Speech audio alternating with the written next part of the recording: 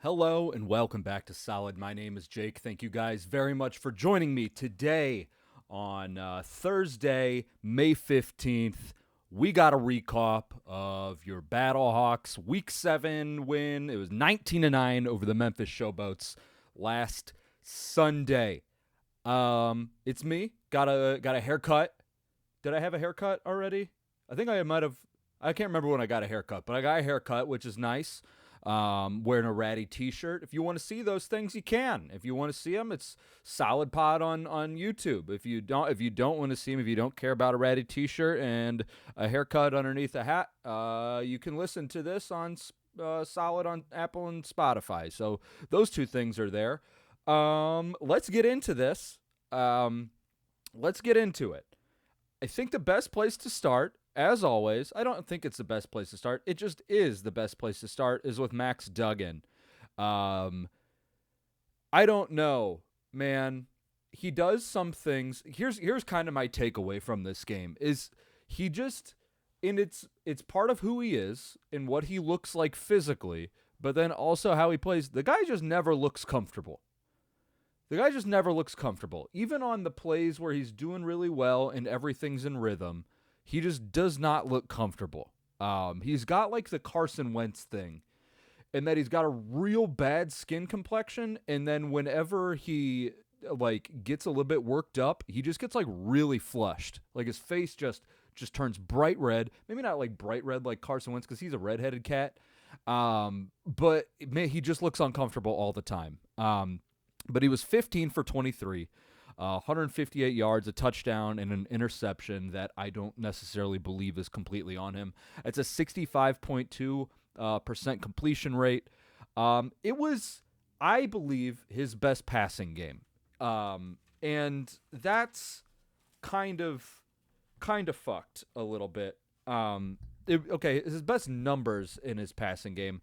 I still think that last week when they were trying to do a bunch of the not last week, whatever, in week 6 when they were trying to do a bunch of like the downfield plays, I think that was his best passing week. This one was the most successful. But he also got a lot of help from the people around him and Phil McGeegan. But this is what his passing chart looked like. Again, if it's got a circle around it, that's an incomplete. An X is the interception. A check mark next to it is a first down, and a star is a touchdown. He was throwing the ball all around the field. But the Battlehawks, they went back to this goddamn bullshit behind the line of scrimmage, the wide receiver screens. I'm looking at 1, 2, 3, 4, 5 passes behind the line of scrimmage, and 2 of them, maybe 3 of them, were to Ja'Cour Pearson. No, it wasn't 3 because Ja'Cour Pearson only got targeted. No, Ja'Cour Pearson got targeted 6 times. That's on me. But he had 3 catches. I don't know, man. I just hate it. It's broken. It's broken. Ja'Cour Pearson got targeted 6 times in this game, which is the most of everybody. Frank Darby got targeted 5 times. But Ja'Cour Pearson, 6 targets, 3 catches, for a total of 6 yards. And he had -3 yak. They just don't know. I was going to say they don't know how to use him, but they also used him the right way a couple times. He had the touchdown catch, which was great. They schemed him open.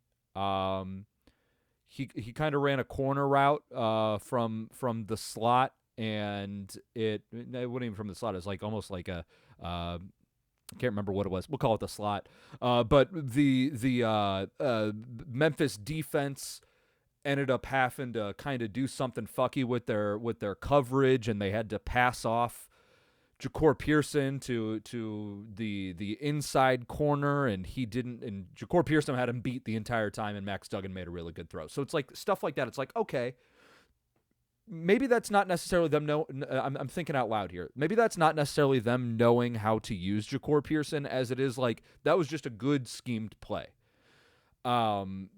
But then on the other hand, there was another play, and this is one thing that I really wanted to pay attention to. Maybe I shouldn't be talking just about Max Duggan and just the offense as a whole. I think that's kind of how I want to tackle this.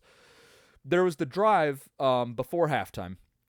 The Showboats had just scored. and it was a 2-minute offense for the Battlehawks. And this is where the drive where they were super efficient. This is that drive where Max Duggan had like 3 or 4 completed passes in a row, and it was just super efficient, and everything looked really good. This is what I'm referring to when I'm saying when things were working and Max Duggan was in rhythm. He still just kind of looked uncomfortable. And I think that's just because he might be just a squirrely dude. I think he might just be a squirrely dude, and the game's moving pretty fast for him still. That's kind of a thing here. He makes the one read check down. He's not throwing the ball away a lot. So that's kind of where we're at with this. But as far as usage of Ja'Cour Pearson, on that drive, there was a big old pass to, it was like a 22-yard pass to 29-yard pass to Frank Darby. Big old downfield pass on the sideline there. And one thing when I was watching this game, I was like, maybe like before I started watching, I was like, this is the drive that I really want to focus on, because maybe Memphis was doing something weird with their defense. Maybe they're trying to do a prevent thing. And they weren't. They were just doing a cover 2 there. And it worked. That play really worked because they did the Battlehawks did what I've been begging, which is where you don't just send one guy deep and throw the ball to him. Earlier in the game, there was a deep shot to Ja'Cour Pearson, where Ja'Cour Pearson did slow down on his route, and it could have been a completion, maybe. He didn't give himself a chance when he slowed down, but the only person that went deep was Ja'Cour Pearson. Everybody else ran a route that was at 5 yards or fewer. And it's like, why are we not helping out this guy? You can make defensive backs make a decision. You can put their brain in a little bit of a blender if you want to. And in that play, they didn't. But then on this Frank Darby catch, they did. They took Frank Darby to the sideline, and they took Ja'Cour Pearson on a post, kind of right in the middle of the field, took the safety away from Frank Darby, able to make a catch, big first down to get that drive going. It's like, we have this. We have this. We know that this works. We've done this. But instead of doing that kind of stuff, the Battlehawks are like, yeah, but remember screens. And what if we did that? What if we threw a screen to Ja'Cour Pearson? And it's like, well, but no, do the other thing that works instead of the other thing that has a more that's more sticky. The other thing that you can consistently draw up that has a better chance. Because it's an explosive play. The team, a lot of times, there's a big correlation between the team that has more explosive plays, there's a correlation between explosive plays and winning games. That's there. And you're not giving yourself a chance. You're putting yourself behind the 8 ball when you're aiming for an explosive play from a screen just because you're giving the ball to a fast guy. It's like, man, that's dumb. It's a dumb thing to do. And again, screens, and I will keep saying this, screens have their place. But the way that they're doing these screens, the screens have their place. We saw it in this game when I think there was a screen, maybe it was even, I think it might have been to Blake Jackson, where they throw the ball, or maybe Blake Jackson was blocking, and it was a screen to Jake Sutherland, a pass behind the line of scrimmage to Jake Sutherland. You get Blake Jackson downfield, and he's blocking before Jake Sutherland gets the ball, and it was on like a 3rd and 1. It was great. That's how you should do it. You're throwing the ball behind the line of scrimmage, and you get the blockers downfield and engaged before the guy even catches the ball. It's not an OPI, but whenever they're doing it to Ja'Cour Pearson, the entire idea of Ja'Cour Pearson is that he's a really fast guy, and when you throw it to him behind the line of scrimmage, he's stopping his feet, and the blocks don't have time to set up in front of him. I don't know, man. It's frustrating because then they're trying to get their linemen out there, and it's dumb. It's dumb to see them continue to try to do that. Take big losses of yards. They're on a 1st and 20. I'm looking at a 1st and 20 right here. They threw the ball behind the line of scrimmage to Ja'Cour Pearson. It's like, I just think that's just really a dumb idea, man. I don't know. For the life of me, I can't figure out. Well, okay, I think I do know what this offense's identity is, and it's them trying to do maybe it's them trying to do a screen game like that to set up an explosive, but I just don't think that those screens are doing that. I think those screens are wasted plays. You're only really hurting your team when you're doing them. Man, it's frustrating. It's frustrating to see that. And then to also have the passing game work when you can scheme guys open. We saw it work. A handful of times this game. And it's because they only ran it a handful of times. Man, I don't know. It's dumb. It's lame. I don't like it. Passing game, I don't believe, was really the biggest part of this game. It was a big part. Garrett Jennings Jr. had 3 catches on 4 targets for 61 yards. I believe that was Max Duggan's probably best throw of the game, was also on that 2-minute drill, where he just absolutely fucking threaded one on an in-breaker to Gary Jennings. This was not the big Gary Jennings catch downfield, that 39-yarder. This was not that one. That was a good throw and a good catch, and there was good coverage on it. But a good throw beats good coverage every single time. It wasn't a perfect throw or anything like that, and it wasn't perfect coverage, but it was a perfect catch, and Gary Jennings came down with it. But the one I'm talking about, it was like a 3rd and 7, and Max Duggan just takes a step back and just threads it, because he doesn't have touch. Max Duggan doesn't have touch on his throws. He just fucking beamed one to Gary Jennings Jr., and it was a big time conversion there. I think that was his best throw. So he does have things like that in his bag, which is nice to see. But I don't know. To me, the Battlehawks only scored 19 points in this game. It seemed like a lot of times they were kind of battling themselves in the running game. And I blame that. I'm going to give the of the week right now. The of the week is the opposite of the cacaw of the week. The cacaw of the week is an award that I give every week to the best player on the team. And I'm still a little bit, I'm going to have to think when I get to that about who the cacaw of the week is going to go to, because it's really between 2 guys. But the of the week this week is going to go to Jake Sutherland, tight end, 84. Yeah, he did have that one reception. That was good. It ended up being a first down conversion. But in the running game, Jake Sutherland, man, he did not show up one fucking bit. He did not show up one bit. Man, I wrote down his name probably 4, 5, 6 times. Not 4. It was more than 4, 5, 6 times in these notes.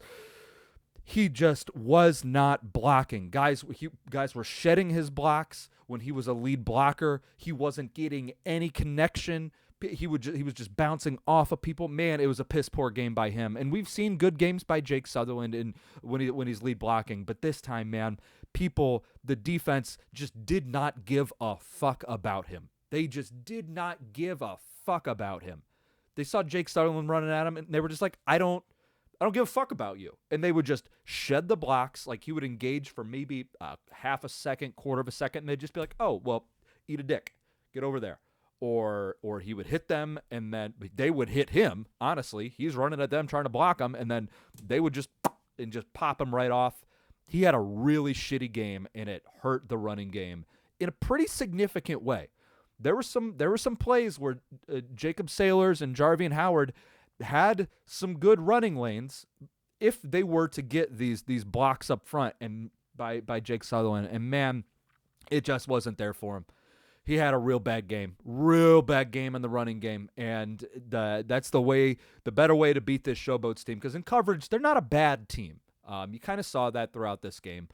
They're not a bad team in coverage, but you can run on them. But in order to run, a good running game means that everybody is working in unison. Every blocker is working in unison. And the one that you can't have not working in unison is the guy who is paving the way for the running back. And Jake Sutherland, man, it was just a real shitty game. Let me see real quick. If I go to PFF again, take PFF for what it's worth. PFF grades are normally dog shit. You can't be like, oh, he got a really good grade. That means that he's good. But they do grade with consistency. And let's see, they do grade with consistency. And with that, you're able to kind of be like, okay, the number value doesn't mean anything, but you guys get what I mean. If everything's graded on the same scale, a lower grade, you guys get what I mean. But let me look. Jake Sutherland, fuck me, man. Jake Sutherland, had a 42. Jake Sutherland was the third lowest graded run blocker this game, behind Ja'Cour Pearson.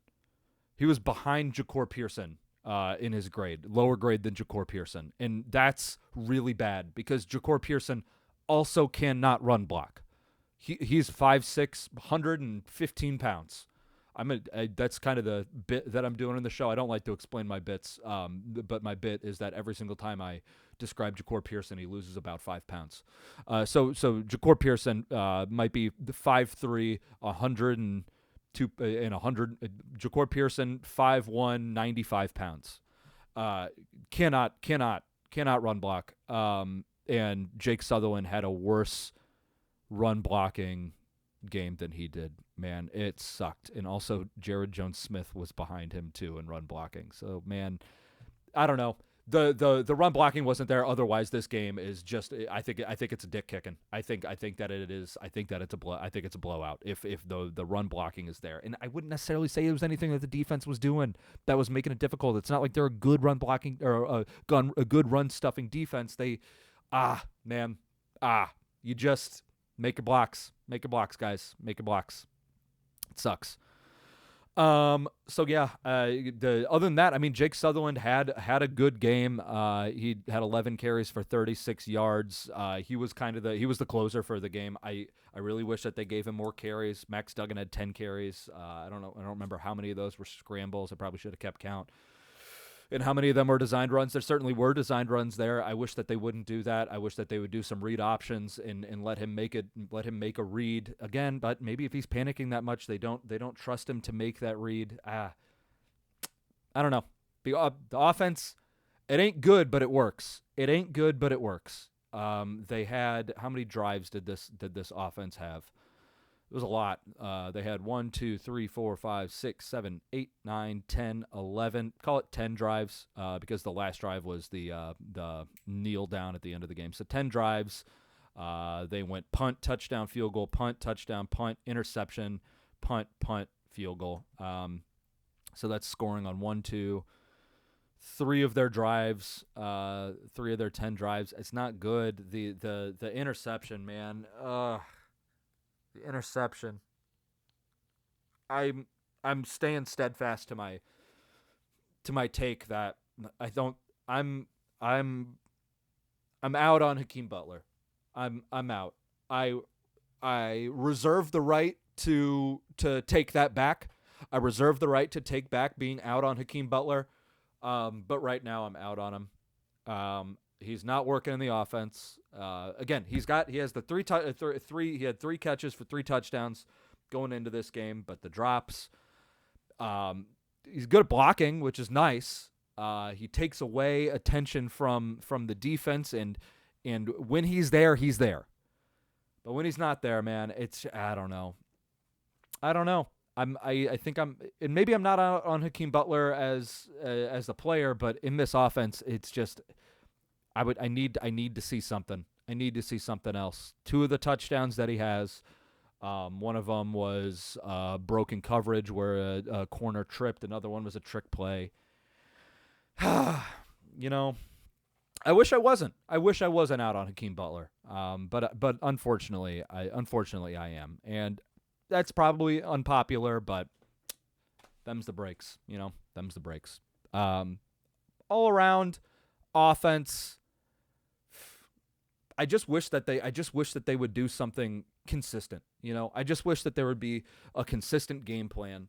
And I wish that it wasn't working against what the defense is weak at.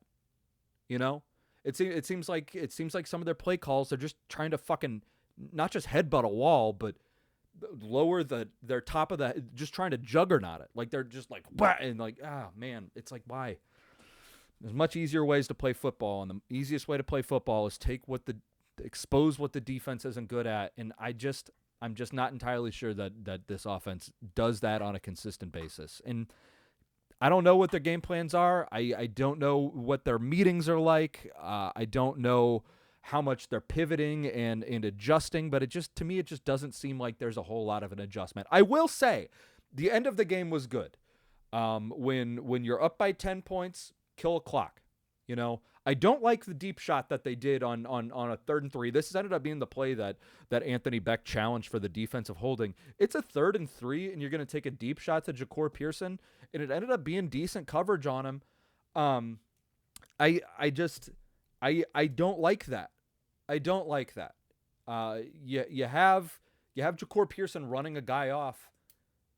And I realize that this goes into exactly what I was saying before. You have Ja'Cour Pearson running a guy off, and then that's going to leave a vacancy underneath or at the honey hole or something like that. I don't know, man. I don't know. It's like they use Ja'Cour Pearson in motion to try to move guys, and they do, and it really opened up a good screen for Jacob Saylors earlier on in the game. Speaking of which, Jacob Saylor should have had more rushing yards, but he had a really good run. But then Jared Jones-Smith was called for a hold, and it took it back. So I do believe that he had a better game. But going back to the 3rd and 3, it's like, man, why? Just hold on to the ball. Like, some decisions that they make, man, are just they're just overthinking it, or they're not thinking about it at all, and it's you know, that's my take. My take on this offense is come on, that's what I got. Like I initially didn't want to I was like, I'm just gonna watch the first 3 quarters of this game because I know the 4th quarter is just a punt fest. But I watched it because I wanted to make sure that I saw like how the Battlehawks ended the game, and it's come on, That's my take. Okay, defensively, bang up job, fellas. Fucking crushed it. Oh, good. Golly, Miss Molly. Bang up fucking job, this defense. Dresser win was 21 for 34 for 196 yards. I'm calling it 20 for 33, and what's 196 minus 22?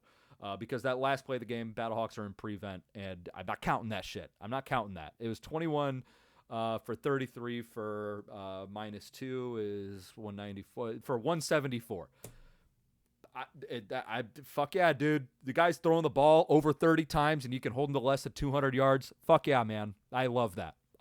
Dresser Wynn's not the quarterback that you want to be. You don't want to, in this league, you don't want to be throwing the ball 33 times. You don't want to be throwing the ball any more than fucking 25 times. If you're doing that, you are in trouble. And that offense was in trouble. They were having such a terrible time. Isaiah Mack, good God, man, coming in, making the most out of his reps, dude. Austin Falu's out. Isaiah Mack comes in. He's just like, hey, I'm a big guy. I'll fuck you up. And he did. In that forced fumble, goddamn, fucking right, dude. You get Travis Feeney drawing all kinds of penalties on that Showboats last drive. That's what you got to do, man. That counts as a sack. I'm counting 2 things as sacks. All right, I'm counting 2 things as sack. A hold on when a team if a edge rusher gets held on a do or die situation, like Memphis was when they were down 10 at the end of the game. If it's a hold, counting that as a sack. Intentional grounding, counting that as a sack. And damn it, man, he fucking came in clutch. He got 2. Travis Feeney got 2 sacks at the end of that game. 2 unofficial sacks at the end of that game, man. It was awesome. Let me pull up the numbers for him. I was impressed. Again, sucks because the guy's never going to make it to the NFL because he's like 32, 33 years old. The guy just loves playing football, man. It's awesome. It's so much fun to watch. He had 4 stops, which a stop is a tackle where, and I brought this up, I bring this up a lot, but I'll explain it again. It's a play where you make a tackle that forces an unsuccessful play on offense. A successful play on offense is on first down, getting 50% of the yardage. Second down, it's like 66% of the yardage. It's like, or maybe even 75% of the yardage. Third down, a successful play is getting 100% of the yardage. So if an offense gets a 6-yard carry or 6-yard play on first down, that's a successful play. If they it's 2nd and 10, if they get 7 yards, that's a successful play. On third down, the only successful play is if you actually get a first down. So Travis Feeney had 4 stops, forced 4 unsuccessful plays.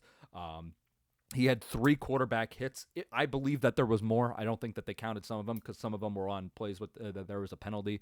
Those didn't get counted. Fucking Isaiah Mack had 5 stops, dude. It was fucking awesome, man. It was what a good game by these guys, dude. I think that the defense might have found something in Nick Whiteside as the corner opposite of CPJ, which is good. I think that he had a good game. How many times did he get targeted this game? Whiteside. He only got targeted twice. That allowed 0 receptions, which is nice. Man, I think that they found something with him. I'm glad that they moved on from Miles Jones or Miles Sims. I can't remember which one it is. Miles Jones. Miles Jones is number 24. I should get that right. It was weird though in this game. They did a lot of dime. And there was one big broken play. If you're doing dime, so dime is when you only have the one linebacker in, one off-ball linebacker in, which is 6 defensive backs, nickel being 5 defensive backs and 2 linebackers. They did a lot of dime, and there was one broken coverage play, and this was one of the bigger plays for Memphis. Did they score on this play or on this drive? Let me see. Confusion. I don't believe. No, they kicked a field goal on this play because Quinterio Cole ended up dropping a. They did get a first down. It was a 1st and goal after this play. Fatakasi, linebacker, number 33, who's not on this team anymore, which is, I think, a really dumb idea. So, and this doesn't have anything to do with it, and I'll get into it tomorrow when I do the bird's eye preview. But Fatakasi, they waived him, and I mean, hopefully that means that he's like going to like got a training camp or not a training camp or a training camp invite or like an OTA invite, or I'm not entirely sure that's what's going to happen with him. But I think that he's a good linebacker, number 33. I think he's a good linebacker, made a lot of plays this game, making plays in the backfield, allowing Travis Feeney to get tackles for a loss. It was really, I think he plays good. He's not exactly fast to read, but when he does make his decision, I think he's a good linebacker. Anyway, he's not on the team anymore, so we don't care about him, which sucks. But the Battlehawks cut him and then picked up Donnie Abraham's son, and who's a defensive back. And he better be fucking good because this could be a very dumb decision. Granted, the linebacker play that the Battlehawks have had is good, but a lot of that in part is due to Fatakasi. They got 4. It's Callahan O'Reilly, Willie Harvey, Mike Rose. And actually, I guess it's just those 3 now. Anyway, what was I talking about? This dime. Okay, they did a lot of dime, which I'm not totally a biggest fan of. I get that they started doing it in the second half because Memphis was down to 1 running back, so they're obviously not going to just continue to run Deneric Prince the entire game, even though they did give him 17 carries. So they went in dime, and this broken play, you could see Fatakasi and Nate Maters were having like a communication breakdown, and then Fatakasi was the guy that ended up fucking up the coverage. They got a big first down on that. But that was really the only broken play. Typically, not a big fan of dime because I like bigger guys to be on the field on defense, but I can't argue with the results because the defense continued to play well. They got good coverage, made Dresser win, hold on to the ball a little bit longer. Pass rush got home, fucked everything up. So, not a big fan of dime, but if it works, it works. I just wish that if you're going to play dime, you can't have broken plays like that. You can't allow deep shit downfield, even if it's just a one time. That's not really acceptable. You got the small guys out there for a reason. So that was that, but I mean that was really the only bad thing that I think I really wrote down from the defense, man. It was just a bang up game. The fucking Showboats had just the one long drive. They had 2 long drives. It was their 3rd drive and their 4th drive. One of them was an 11-play, 6-minute, 18-yard drive that ended up being a turnover on downs. I thought that was really funny. I mean, Memphis, they tried to play for at least the first half. In the second half, they kind of just like surrendered. At least to me, it looked like they surrendered. They were doing like some runs on 1st and 2nd down when they they were down 10 points. It's like, I'm not entirely sure that's what, or maybe not even 10 points, but I guess at that point it was just 7 points. But they're doing a lot of runs. Like, man, if I'm you, I'm trying to throw this ball a little bit more. But they had the 2 turnover on downs in their second and third drive, and then they had the touchdown on their fourth drive. The Battlehawks just went right back and shut it down. Man, it was good. It was a really, really good game by the defense. That being said, let's get into the awards. Cacao of the week. All right, I said this. Cacao of the week is going to be between 2 people. It's either going to be Isaiah Mack or Travis Feeney. And Isaiah Mack had the fumble. He had the forced fumble, and that was really big because that set the offense up in a really good position. It got him on like the 12 or 14-yard line, something like that, man. It was really, really good. But then, on the other hand, Travis Feeney just fucking had a great, all-around great game. I want to give it to Isaiah Mack, man. I really do. Because Travis Feeney's gotten these awards before. Isaiah Mack is coming in as like a second-string guy. This is like his third start or something like that. But Travis Feeney's game, man, he just popped the entire time. I got to give it to Travis Feeney, but it's a close. This might be the closest 1-2 for Cacao of the Week this season. Man, I think this is the closest. Cacao of the Week's going to go to Travis Feeney. It's going to go to Travis Feeney. Man, I got to give it to him. Yeah, so congratulations. I'll mail you a packet. Like I said, of the week is going to go to Jake Sutherland because it was just really, really terrible. Now time for the fun ones. Donkey Dick, Donkey Kick of the week. Congratulations, Rodrigo Blankenship, on kicking 2 field goals. Very happy that you did that. But Sterling fucking Hoffrichter, our punter, give me a punt, man. Give me a good punt. You gave me 5 of them. Fuck yes, dude. Okay, so 1 punt, on the first drive, he ends up putting Memphis back at their 3-yard line. Beautiful punt. His second punt, he puts Memphis at their 15-yard line. Get the fuck out of here. Beautiful. His third punt, he puts Memphis at their 17-yard line. That is 3 straight punts of pinning them inside their 20. Goddamn right. Fourth punt, puts Memphis at their 14-yard line. Brother, what the fuck are you juicing with this leg of yours? You magic man. Fifth punt puts Memphis at their 6-yard line. Dog, I don't know what to say, man. There was one punt that he punted from the man, I think I actually wrote it down. This might have been the first punt. Sterling Hoffrichter. Ball leaves Hoffrichter's foot at the 29-yard line, and it hits at the 3-yard line. Man, I love a punt. I hate punting. I love a punt. And that was a fucking punt.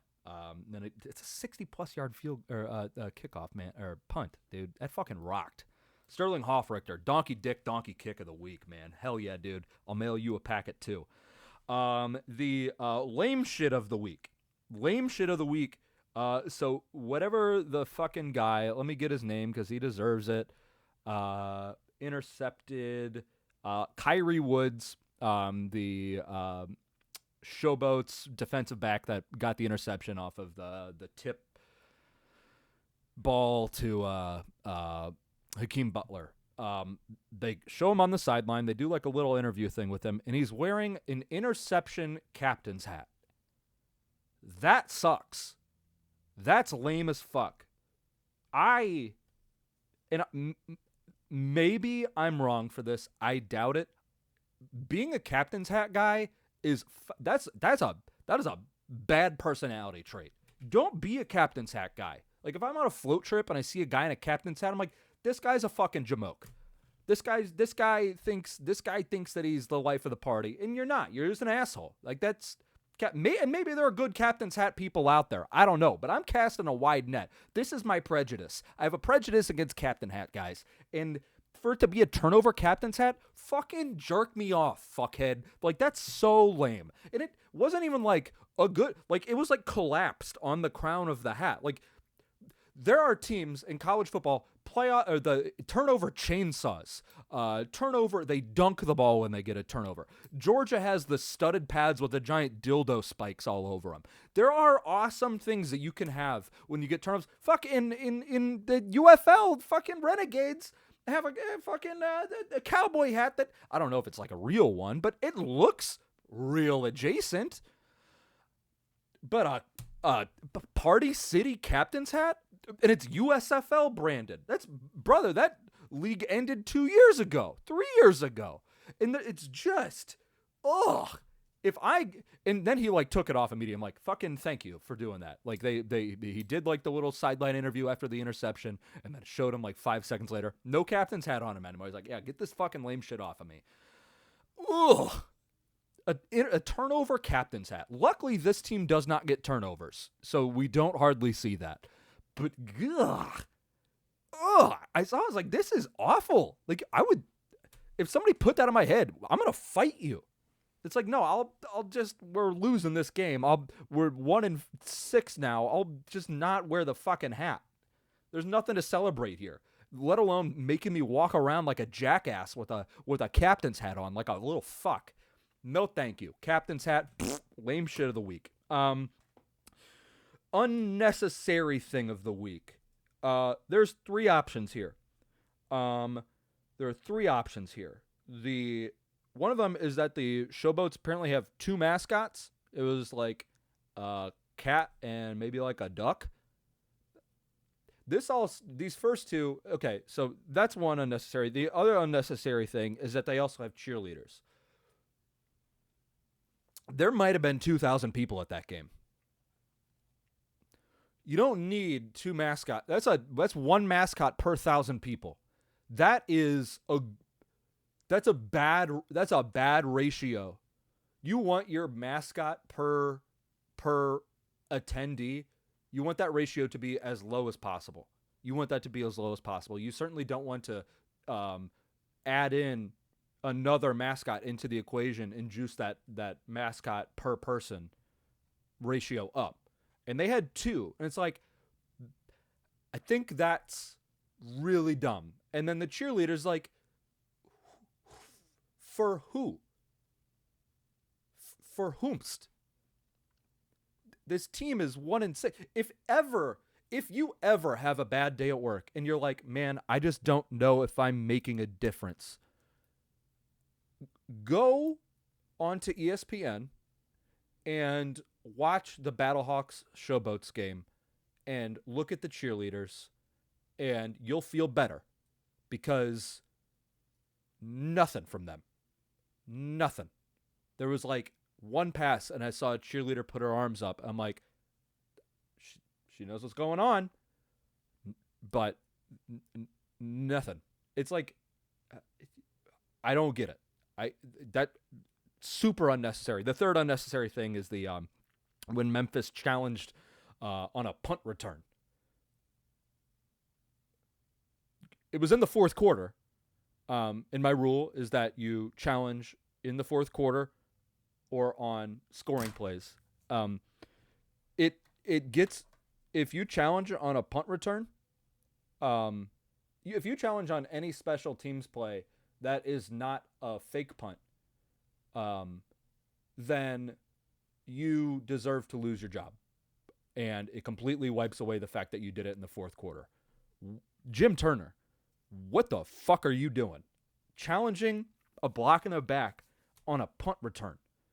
And I get it. There's like 6 minutes left in the game. And he's just like, well, if I don't do this, then the season's fucking over. But, man, you could have challenged a hold later on. That was crazy. That was like, it went to commercial break, went out, and then he challenged. It's like, excuse me? What the fuck are you thinking, Jim? And speaking of Jim, I will give you an award for another award for hot mic. Oh yeah, unnecessary thing of the week. I think I'm going to give it to the 2 mascots. That's a crazy thing. Hot mic of the week is going to go to Jim Turner, who because the stadium was so quiet. No, you know what? Before I do that, I hope you die of the week, and that is the horn people in that stadium. I don't know if there was 1 of them. I don't know if there was 2 of them. I don't know if there was 3 of them, and honestly, that could probably be the maximum number. But there were people, I don't know, were those Vuvuzelas that they were playing on the broadcast the entire game? Hey, I hope you die. It certainly won't be suffocation because your lung capacity is out of this world. They were playing the horns for the entire game. The entire game, there was just horns. Like it was just war horns going off the entire time. It was like, why are you, man, stop. You have nothing to blow the horns for. Please, fucking kill yourself. I hope you die, but it won't be because your lungs give out. But anyway, going to the hot mic of the week. There was a lot of hot mics this game because it was so quiet. We got a lot of shits. We got a lot of fucks, which is always fun because we haven't been getting a whole lot of those. But Jim Turner with the very funny, this was a 3rd and 5, and I don't know who TJ is. I wonder if I can look up the Showboats coaching staff real quick. Because Jim Turner, the Showboats head coach, not a big fan of whoever TJ is. TJ Vernieri. TJ Vernieri is who Jim Turner was talking to, and he yelled, TJ, fucking give him the fucking down and distance. And I love that.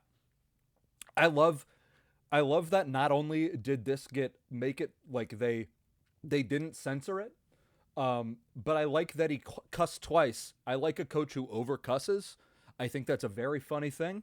And I love that he did it. I love that the camera was directly on him.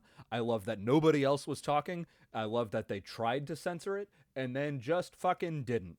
And I love that he was yelling at a coach and blaming other people. I think that's awesome. Jim Turner, congratulations. Hot mic of the week. Is that all of my awards? Cacaw of the week, of the week, donkey dick of the week. I hope you die. Lame shit of the week. Oh, old bag of the week goes to Dresser Wynn's mom. I don't like old people, but they sat down because this game was on Mother's Day. And Harry Douglas sat down with Dresser Wynn and Dresser Wynn's mom and Dresser Wynn's grandmom. And he said, hey, are you Dresser Wynn's grandma? And then she said, she said, son, it's Gran. And then they kept talking to her. Where's Dresser Wynn from? Let's see where Dresser Wynn is from. I don't necessarily, again, want to cast a large, like, I don't want to like judge people. Okay, he's from Dresden, Tennessee. Dresden, Tennessee is actually kind of like northeastern Tennessee. You just hear some people talk sometimes, and then you're like, man, she's said the N-word. Like, and Dresser Wynn's grandma, that was, she does 2 things. She goes to church. She does 3 things. She goes to church. She calls Harry Douglas' son and corrects him. Because why the fuck wouldn't he know to call her Gran? That's a totally fucking normal thing. Gran, you don't have to be 90 years old. You can go by grandma. You also don't have to be a dick. This guy's interviewing you on Mother's Day, and you're like, it's Gran. Fuck you, you old bitch, you old bag. And then yeah, it's like she never said it on the broadcast, but when she's talking, sometimes you hear people talking like, what would it be like if this person said this word? And when she was talking, I was like, she probably hung out with Jerry Jones and protested the anti-segregation of schools. That's what I feel like. I feel like Dresser Wynn's grandma and Jerry Jones did some fucking back in the day. And their common ground is that they didn't like black people being able to go to public schools because they're bad people. So yeah, that's how I'm going to end the show. That is the ReKawp. Battlehawks are 5-2. They beat the Memphis Showboats, who are now eliminated from playoff contention, who are actually playing on Friday, maybe. They're playing. The Memphis Showboats and the San Antonio Brahmas are playing tomorrow night. Both teams are the only 2 teams that are eliminated from playoff contention, so that'll be a real fun game to watch. But the Battlehawks are 5-2 after beating the Memphis Showboats 19-9. They are tied for first place record-wise. They are in second place to the DC Defenders in the XFL Conference. I will be back with you guys tomorrow for a bird's eye preview for the Battlehawks Week 8 game against the Birmingham Stallions. Go Birds, go Battlehawks, go Ironbirds. Caw is the law. Anything that you say to anybody ever, they will be able to translate that to, oh, that guy's a Battlehawks guy. I was walking my dogs today, and there was walking up to like the road tees off to another road, and this guy just walked out of his house with his little dog, and he saw me.